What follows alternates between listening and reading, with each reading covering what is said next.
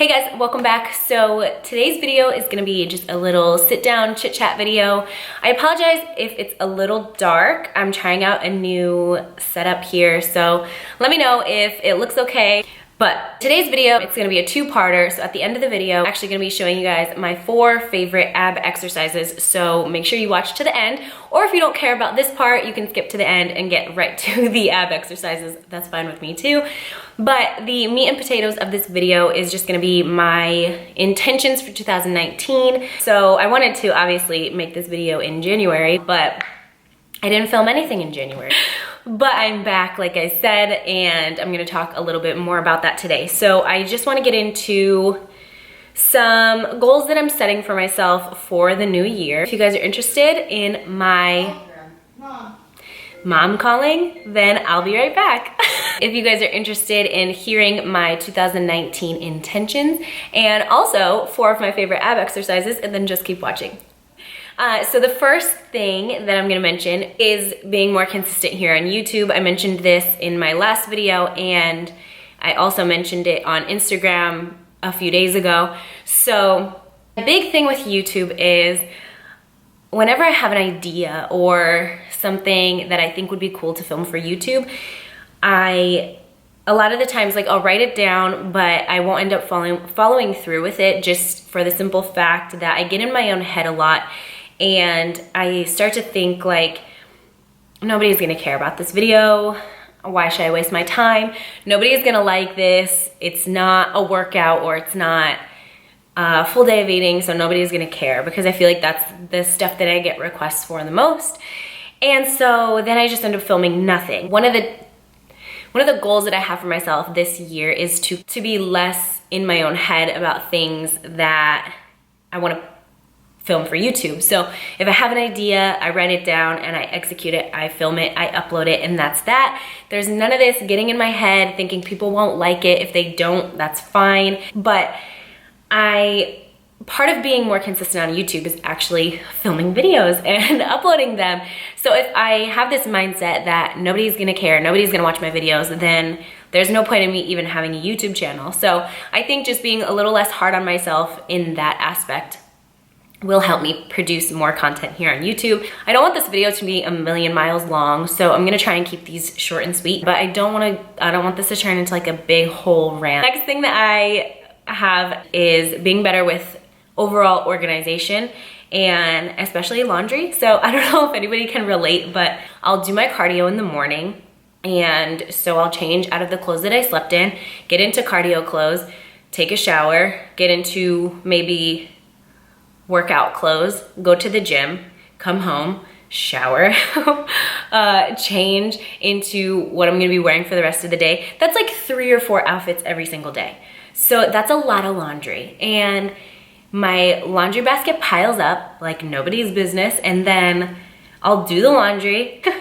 I don't like laundry. So one of my goals for this year is to be better at doing a load of laundry, putting it in the washer, putting it in the dryer, taking it out, folding it, putting it away, being done with it, instead of letting it sit in the dryer for like a day. So that's one of my goals for 2019 is to be better with that, and just overall organization, being better with just being a more organized person. Sometimes I can get a little all over the place, and I feel like if your workspace or your bedroom or anything like that is a bit scattered, then your brain is really scattered too. So I've found that in the past couple months, just being more organized, more tidy, making my bed, small things like that have really made a change in sort of my mental cleanliness, if that makes any sense.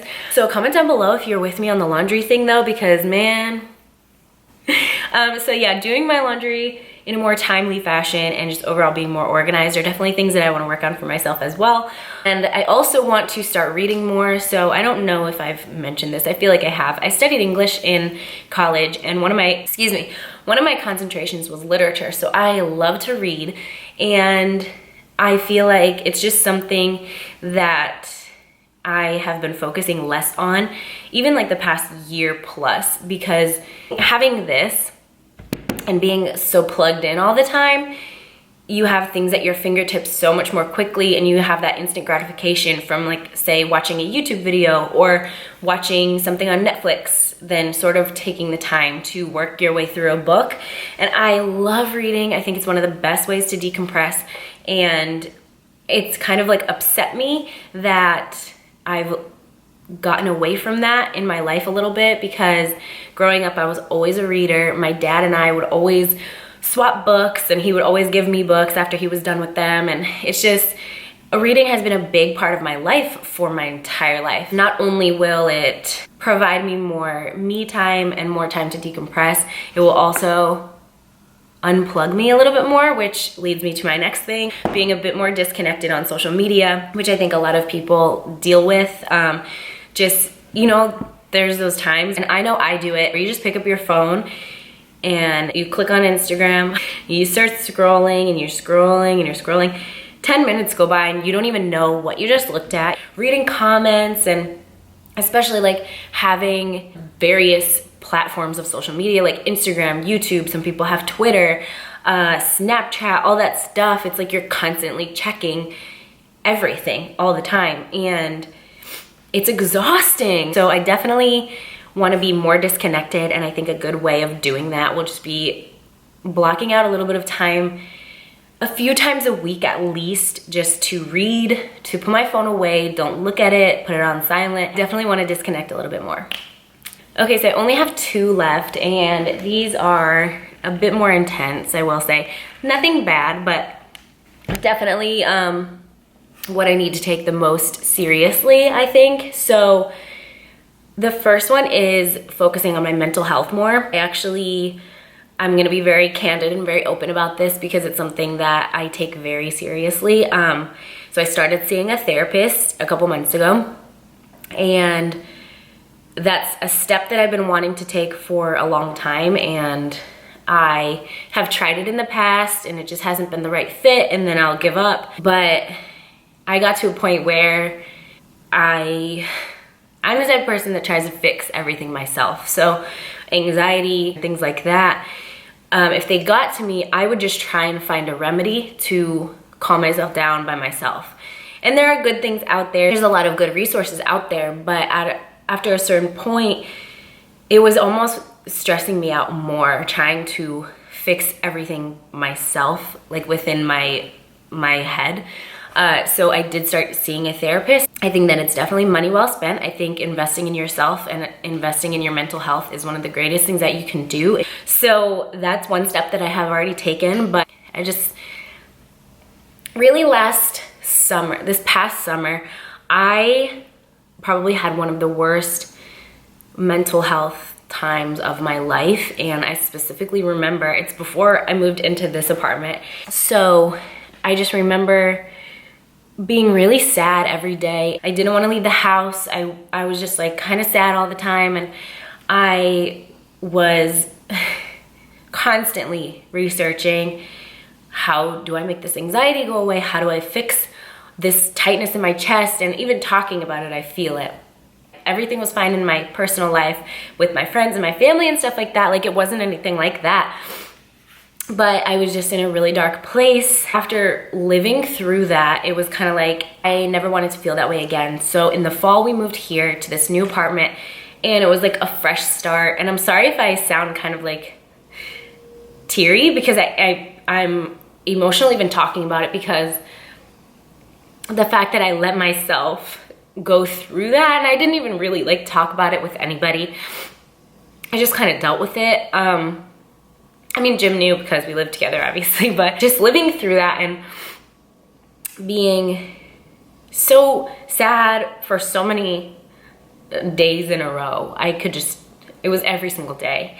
And it was really, really, I was in a bad place. And when we moved here, it was like a fresh start. And so I moved from Pennsylvania to New Jersey, only like 45 minutes from where I lived before, so nothing crazy. I'm sorry, I got emotional for a second, but so after we moved here, I started looking into therapists and taking my mental health a lot more seriously, trying out other things that would just kind of make me chill out a little bit.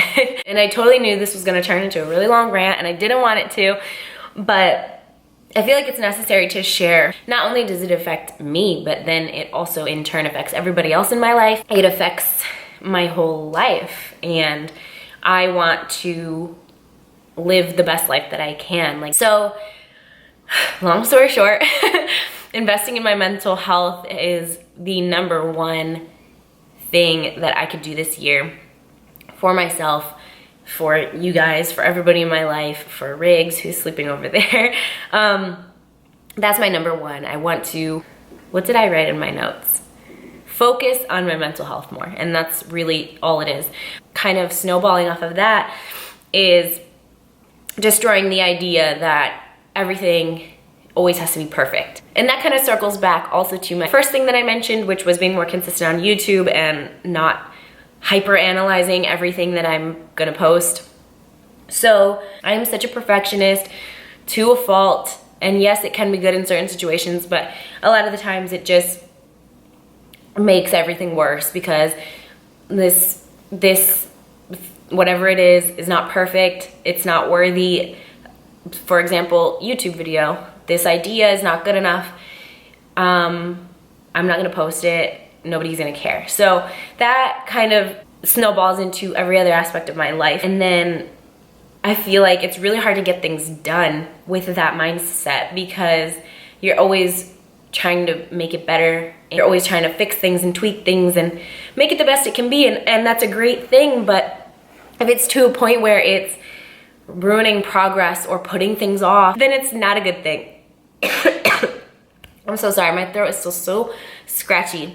That's kind of my last little thing, is just destroying the idea that everything in my life has to be perfect, and I've been working on that. I'm just trying to condition myself to think less about things, because the more I think about it, then the more I get in my head about it, the more I analyze it, and then ultimately, not good enough. Wash my hands of it, it's done.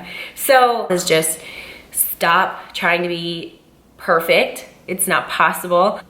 Relax, take a breath, do the best you can. That's all we can do, and that's pretty much it. So I'm just gonna end it there. I hope that this isn't a bajillion years long, and I hope that you guys enjoy my little list of goals for 2019.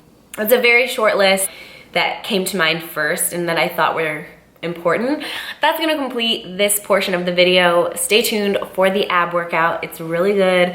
I just did a few sets of each of the exercises that I'm about to show you, but I will put the sets and reps on the screen so that you guys can try it out for yourselves, and I'll also put it in the description too. These exercises are amazing. The last time I did this workout, I was sore the same day I did it.